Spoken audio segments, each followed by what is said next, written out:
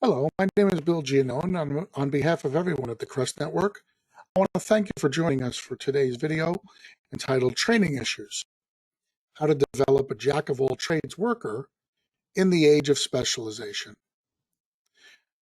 These days, everybody understands specialization.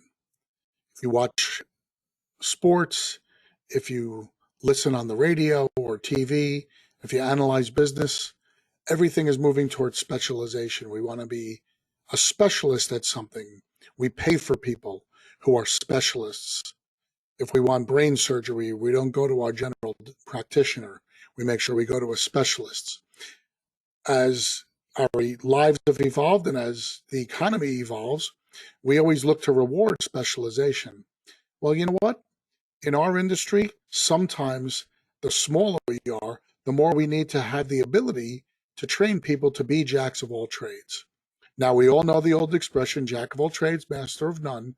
But in our case, we're not looking for anybody to be a master. We're looking for flexibility. So what we're going to do is we're going to make sure we understand that bigger companies can afford to hire and retain specialists. They've got more positive, steady cash flows. They've got internals that allow them to offer specialization, and they've got the ability to absorb any kind of downturns in their normal market. As a smaller company, we need to be nimble.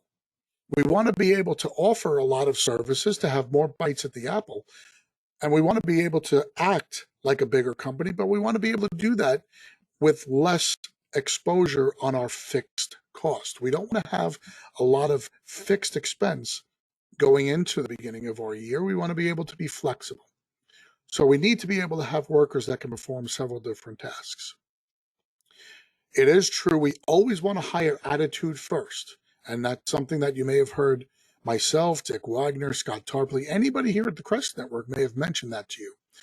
But on top of hiring attitude, there are times as a smaller company we want to look at some other things. We want to try to find individuals that have different skill sets.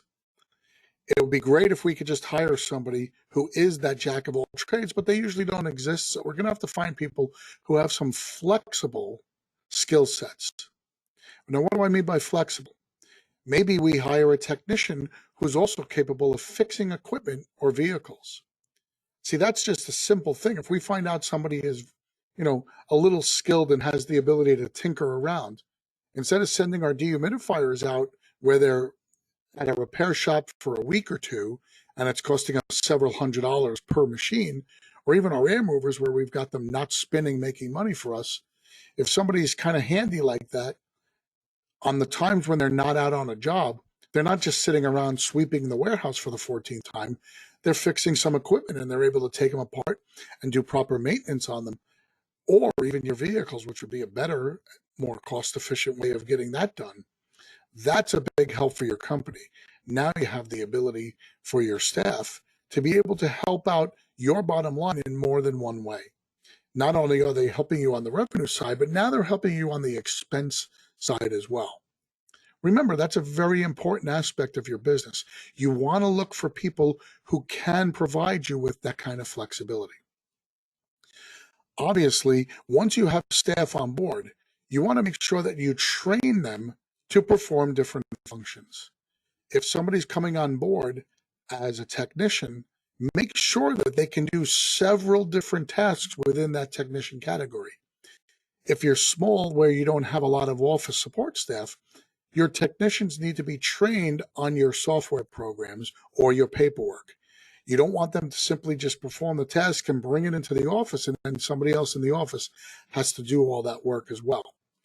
Maybe they're really good with computers and you can actually train them to create their own Xactimate invoices.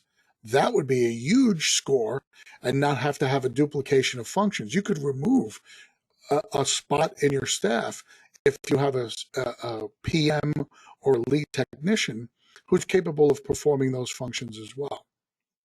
If you've got somebody in your office who's very, very good at bookkeeping, but is also very good at other programs, Excel or Word, maybe they can be more of an office manager type and perform several different functions. Instead of needing 3 or 4 people in the office, if you could get away with 2 because you've got great attitude people who can multitask, that is a great asset for you because, again, you're lowering your overhead.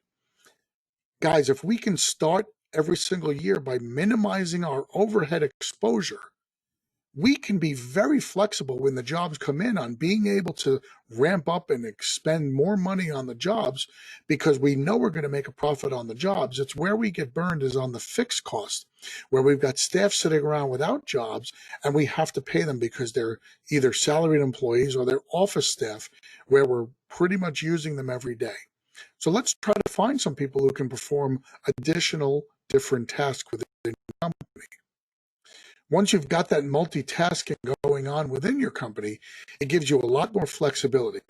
Flexibility turns into opportunity. Always remember that. If you're a company that's only doing water work right now because you're small and you don't want to dip your toe into the water of maybe doing some fire cleanups or mold remediation, remember, the more flexible you get, the tighter you get on your budgets, and the more you have guys being trained to do other things, the more opportunity it gives you to open up those doors to those other chances. Maybe you're able to send your guy to an AMRT class and now he's trained and certified in mold remediation. If you own a few air scrubbers, you're 99% of the way towards having everything you need to do a good mold remediation. You just have to make sure you've got somebody who's certified. Check with your insurances to make sure that you can do mold remediation in your state. But other than that, you've got the opportunity now. Now you can start marketing for that. You've really opened yourself up in 2 ways. You're lowering your overhead because you'll be able to have one person performing several functions. And now you're raising your opportunity to increase your revenue. And guys, that's the magic bullet. If you can increase revenue while lowering costs, you have a roadmap to success. Then you can start growing. Then you can be the big guys, and then you can start thinking about specialization.